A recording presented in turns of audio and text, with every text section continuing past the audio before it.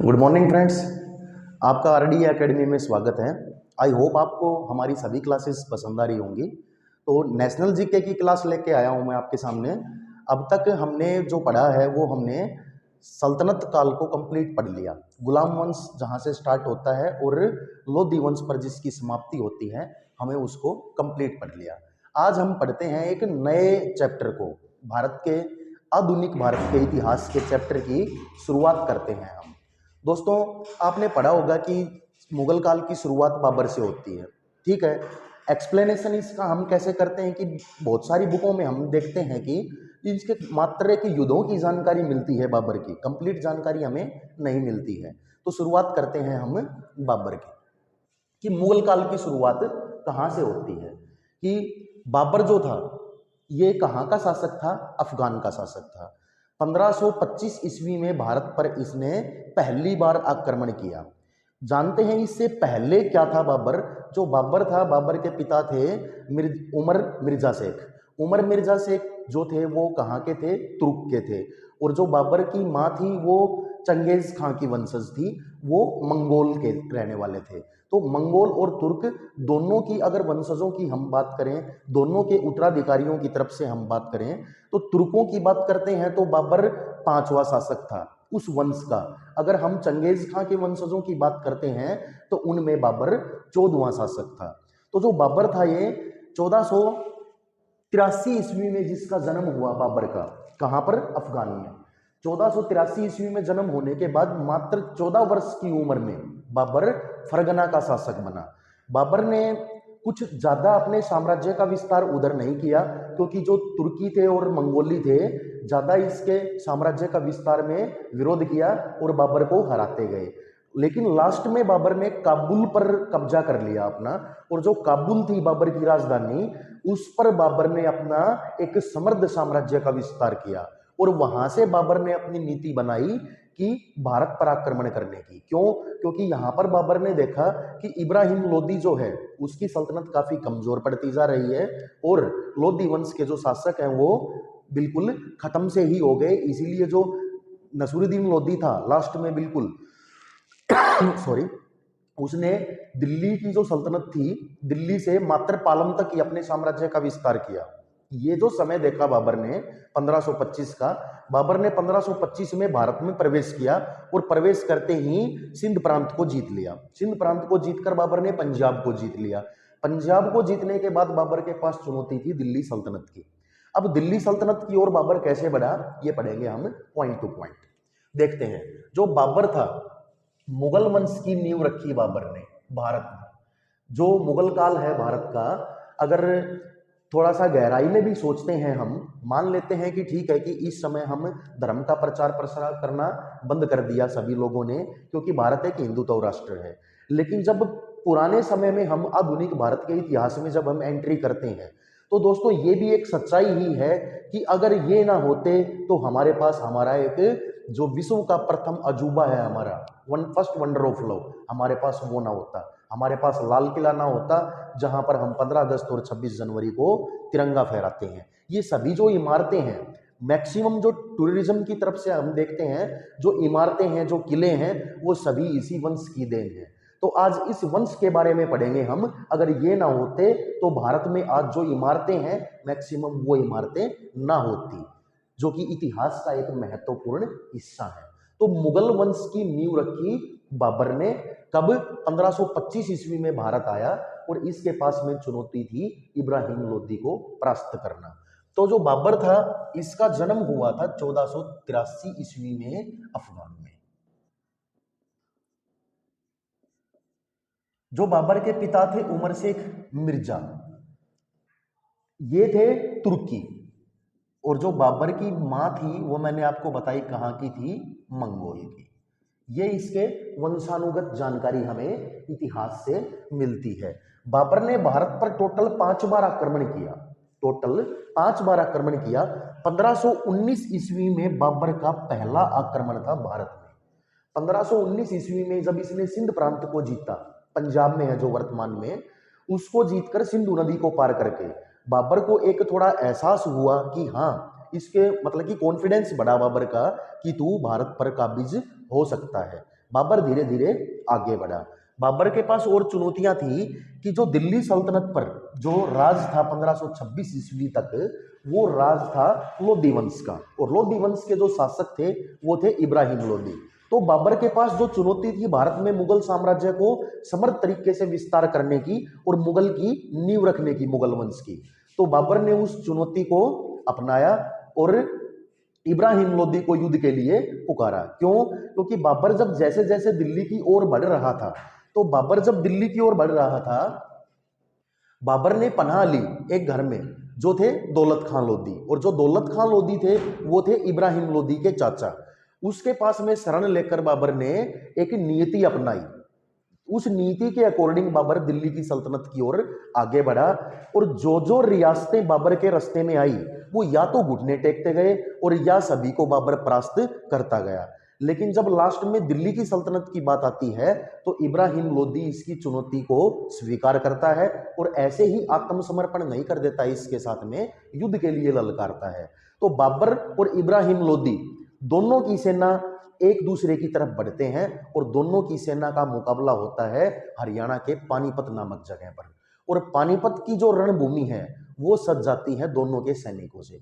कैसे लहूलुहान होती है वो युद्ध भूमि, कैसे बाबर उस युद्ध को परास्त करता है, उस युद्ध का नाम रखा गया भारत के इतिहास में बाबर द्वारा लड़ा गया पहला युद्ध, पानीपत का पहला युद्ध। 1526 ईस्वी में पानीपत का पहला युद्ध लड़ा गया बाबर और इब्राहिम लोदी के बीच में।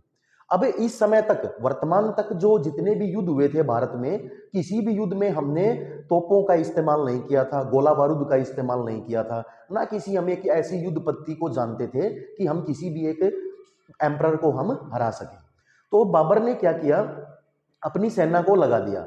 जब बाबर वास्तविक तरीके से देखता है कि इब्राहिम लोदी की जो सेना थी बाबर से तकरीबन 10 गुना ज्यादा थी, और जब इब्राहिम लोदी की सेना पानीपत के युद्ध में आती है तो बाबर अपनी एक युद्ध पद्धति अपनाता है जिसका नाम होता है तुगलमा युद्ध पद्धति। और तुगलमा युद्ध पद्धति के बेस पर बाबर अपनी सेना को लगा देता है पानीपत की युद्ध के मैदान में। अब 1526 ईस्वी में जब दोनों की तरफ युद्ध होता है तो इब्राहिम लोदी की सेना हो जाती है मैक्सिमम कमजोर, लगभग सारी मारी जाती है। कैसे? क्योंकि तोपों से और गोला बारूद वगैरह से अवगत ये लोग नहीं थे।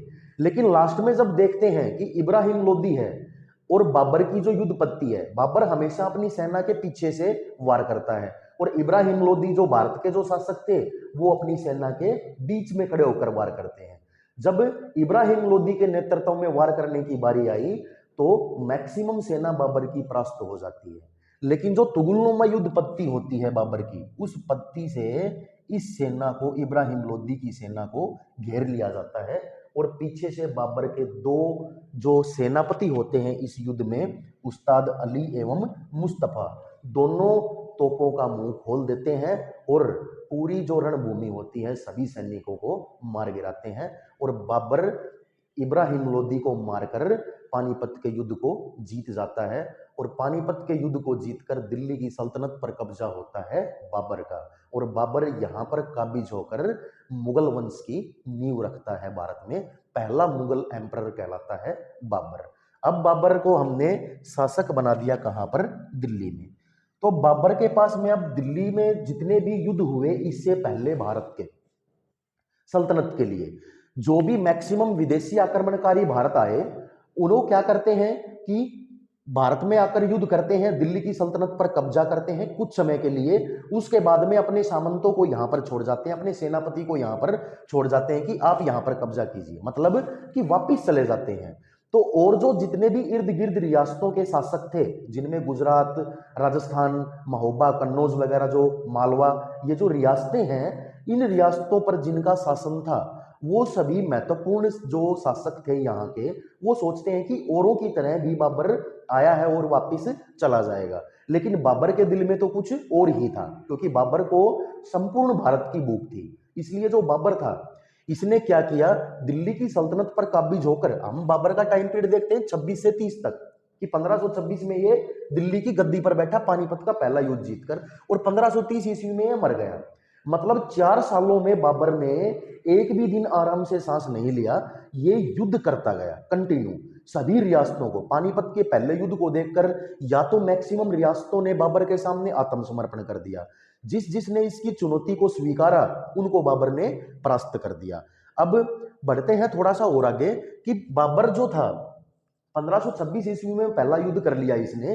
अब इसके पास और दूसरी जो रियासतें थी उनको अपने साम्राज्य में मिलाना इसके पास एक बहुत बड़ी चुनौती थी, और ना बाबर को उनके बारे में पता था कि वो शासक कितने महत्वपूर्ण हैं और कितने इससे शक्तिशाली हैं या इससे कमजोर हैं। तो जो दूसरा युद्ध लड़ा जो बाबर ने, उसको हम कहते हैं खानवा का युद्ध।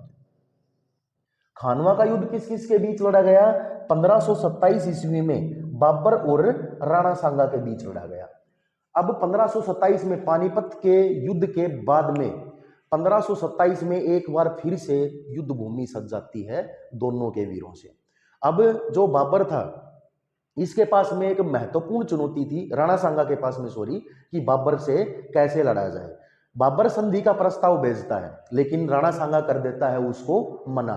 बाबर के युद्ध को स्वीकार करता है, चुनौती को स्वीकार करता है राणा सांगा, ऐसे आत्मसमर्पण नहीं करता। जो राणा सांगा था उसके लिए बाबर ने सेम वही युद्ध पद्धति अपनी तुगलमा युद्ध पद्धति अपनाई और राणा सांगा के साथ में हो जाता है बाबर का खानवा नामक स्थान पर युद्ध में मुकाबला। अब दोनों करते हैं आक्रमण एक दूसरे के सेनाकारी जो होते हैं।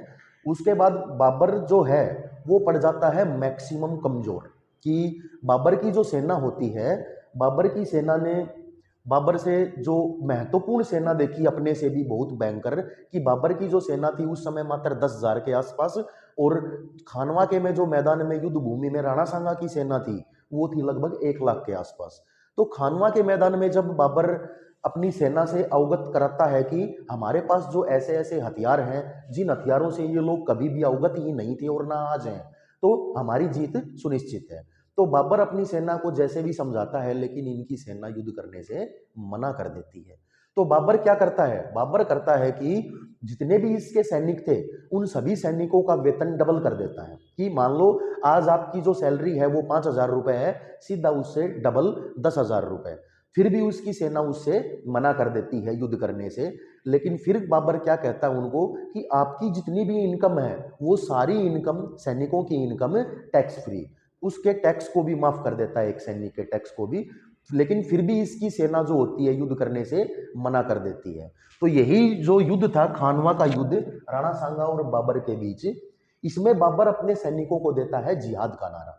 और जिहाद का नारा क्या कहते हैं हम, कि धर्म के प्रति अपने सैनिकों को उकसाता है ये, और इसके सैनिक वापिस जाने से मना कर देते हैं और जिहाद के नारे से कहते हैं कि हाँ हम युद्ध को लड़ेंगे। तो खानवा के मैदान में भी फिर दोबारा से जो सेना आई बाबर की, उन्होंने राणा सांगा की चुनौतियों को स्वीकारा और दोनों के बीच युद्ध हो जाता है स्टार्ट। तो जो राणा सांगा थे, सेम जैसे इब्राहिम लोदी के साथ में इसने अपनी युद्ध नीति अपनाई थी, वही तुगलमा युद्ध नीति से बाबर ने इस युद्ध को लड़ा और राणा सांगा की सेना को घेर लिया इसने। अब कुछ इतिहासकार बताते हैं कि राणा सांगा की मृत्यु युद्ध के मैदान में होगी, लेकिन कुछ इतिहासकार बताते हैं कि बाबर ने इसको मारा नहीं, बल्कि बाबर ने इसको कैद कर लिया और जहर देने से इसकी मृत्यु हो गई, किसकी? राणा सांगा की। लेकिन कुछ इतिहासकार कुछ बताते हैं इसकी मृत्यु में आज तक वर्तमान तक मतभेद है। हाँ, ये सच्चाई है कि जो खानवा का युद्ध था 1527 ईस्वी में बाबर और राणा सांगा के बीच जो लड़ा गया, इसमें बाबर की विजयी हुई थी और राणा सांगा की हार हुई थी। उसके बाद 1527 के बाद 1528 में बाबर के पास एक और चुनौती होती है फिर मेदिनी राय के साथ, जो कि गुजरात और मालवा के शासक थे। इन रियासतों के शासक थे मेदिनी राय। मैक्सिमम इसकी जो सेना थी, इसके राज्य का विस्तार था, वो था गुजरात में। अब मेदिनी राय के पास में भी ये चुनौती थी कि बाबर का प्रस्ताव गया और मेदिनी राय ने उस प्रस्ताव को, संधि के प्रस्ताव को ठुकरा दिया, मतलब आत्मसमर्पण करने से इनकार कर दिया और युद्ध की चुनौती को स्वीकारा। चंदेरी नामक स्थान पर एक बार फिर से वही होता है कि बाबर की सेना और मेदिनी राय की सेना के साथ में युद्ध का मैदान एक बार फिर सजता है। तो 1528 में बाबर और मेदिनी राय का जब सामना हुआ तो बाबर की विशाल सेना के सामने मेदिनी राय की सेना पड़ जाती है कमजोर, और बाबर चंदेरी के युद्ध को जीत जाता है 1528 में, और मेदिनी राय इस युद्ध में हार जाता है। तो चंदेरी के युद्ध में भी बाबर की ही विजय होती है। अब 1529 ईस्वी में जाते हैं कि 1529 ईस्वी में होता है बाबर का विशाल चौथा युद्ध, जिसको नाम रखा गया घाघरा का युद्ध। आप सभी को पता होगा घाघरा है एक नदी का नाम भारत में, जो कि बिहार में बहती है, घाघरा नदी। घाघरा, गंडक, सोन, कोसी, ये महत्वपूर्ण नदियां जो हैं ये बिहार की बहने वाली नदियां हैं। तो घाघरा नदी के तट पर लड़ा गया 1529 में युद्ध, और उस युद्ध का नाम उस नदी के नाम से रख दिया गया घाघरा का युद्ध। इस नदी के तट पर दोनों की सेना किस किस के बीच लड़ा गया? बाबर के बीच और अफगानियों के बीच। अब ये अफगानी कौन थे? और यहां पर आता है एक यूटर्न कि जो अफगानी थे ये थे लोधी वंश से संबंधित, क्योंकि जो पठान लोग थे और जो सल्तनत पर जो लास्ट काबिज जो लोग थे, इब्राहिम लोदी को इसने मारा, उसके जो भाई थे इब्राहिम लोदी के भाई, वो भी पठानी थे। तो पठानियों के साथ में बाबर का ये युद्ध होता है, और जो अफगानी होते हैं इनका साथ देते हैं नसरत शाह। जो नसरत शाह थे ये भी पठानी ही थे, और ये कहां के शासक थे? ये बंगाल के शासक थे। जो बंगाल के शासक थे नसरत शाह, इन्होंने उकसाया किसको? अफगानियों को, कि आप बाबर की चुनौतियों को स्वीकारें, ना कि आप उनको आत्मसमर्पण करें।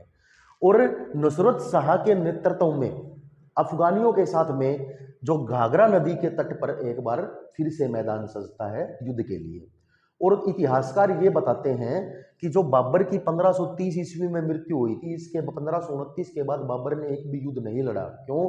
क्योंकि ये जो लड़ाई थी इन दोनों की, ये इतनी भयंकर हुई थी कि पूरी घाघरा नदी रक्त से लाल हो गई थी। और जो बाबर ने जब उस युद्ध के मैदान को देखा कि कैसे इसके सैनिक और अफगानियों के सैनिक कटे मरे पड़े हैं, तो बाबर का दिमाग थोड़ा सा चेंज हो जाता है। तो बाबर ने जो मुकाबला किया अफगानियों का घाघरा नदी के तट पर, कंप्लीट अफगानियों को बाबर ने बुरी तरह से परास्त किया। जो बाबर के सैनिक थे वो मतलब कि नदी में जाकर नाव के सहारे युद्ध, मतलब कि जो अफगानी थे वो सभी घाघरा नदी के अंदर प्रवेश कर गए, कि क्या पता इन लोगों को नदी को पार करना ना आता हो। और उनके पीछे पीछे बाबर के सैनिक नावों के सहारे, किश्तियों के सहारे घाघरा नदी में प्रवेश कर गए और पूरी नदी को रक्त से लाल कर दिया। अब इतना कुछ मुकाबला देखकर जो नसरत शाह थे ये युद्ध के मैदान को छोड़कर वापिस बंगाल में जाकर छुप जाते हैं। तो नुसरत जो शाह थे ये बंगाल में जाकर छुप गए युद्ध के मैदान को छोड़कर। जो बाबर था ये इसके पीछे पीछे। बाबर ने देखा कि ये तो है ही नहीं यहाँ पे, क्योंकि बाबर की जो चुनौती थी मेन वो यही थे। तो बाबर गुप्तचरों के सहारे बाबर को खबर मिलती है कि जो नसरत शाह है ये बंगाल में जाकर अपने सेना अपने राज्य में छिप कर बैठ गया है।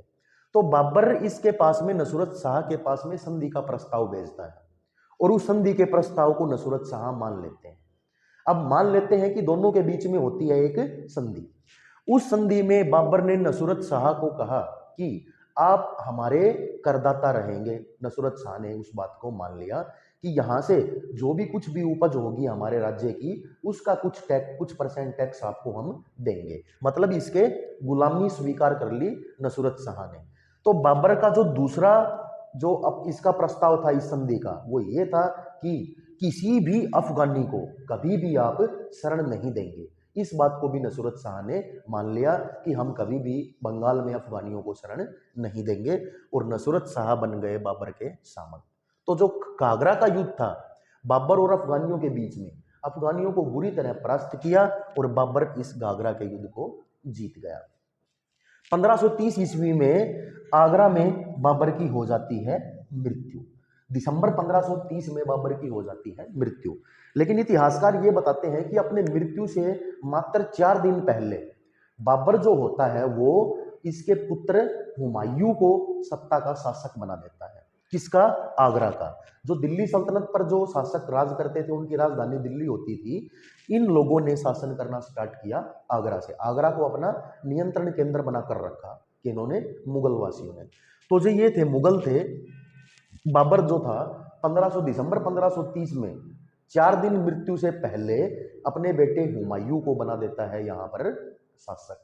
और 1530 में, दिसंबर 1530 में बाबर की हो जाती है मृत्यु। तो जो बाबर का मकबरा है वो दफनाया गया बाबर को आराम बाग में। कहाँ पर? आगरा में। आराम बाग कहाँ पर था? आगरा में। लेकिन बाबर की इच्छा के अनुसार तो बाबर के जो शव था उसको बाद में स्थानांतरित किया गया, दफनाया गया कहाँ पर? काबुल में। और जहां पर भी किसी भी मुस्लिम की कब्र होती है वहीं पर उसका मकबरा बना देते हैं। तो ये क्वेश्चन आता है पेपर में कि बाबर का मकबरा कहाँ पर है? काबुल में। तो काबुल में बाबर का मकबरा बना दिया गया। अब बाबर जो था उसकी कुछ एक पद शैली थी। जो बाबर थे इनकी जो पद शैली थी वो थी मुबैयान। जो बाबर थे तुर्की भाषा के और फारसी भाषा के ज्ञानी थे बाबर।